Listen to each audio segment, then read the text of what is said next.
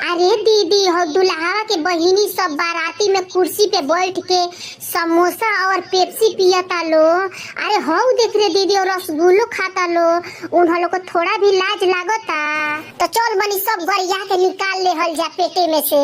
दुल्हा के दीदी के गलिया का भौवे पतल के नीचे दबा गौवे, पतल के नीचे दबा गौवे, रसगुल्ला के भोके कटा गौवे, रसगुल्ला के भोके कटा गौवे, पानी के बोले घुटा गौवे। दुल्हा के दीदी के जोबन का भौवे पतल के नीचे दबा गौवे, पतल के नीचे दबा गौवे, समोसा के भोके कटा गौवे, समोसा के भोके कटा गौवे, पेप्सी के बोले घुटा गौवे, पेप्सी के बोले घुटा गौवे।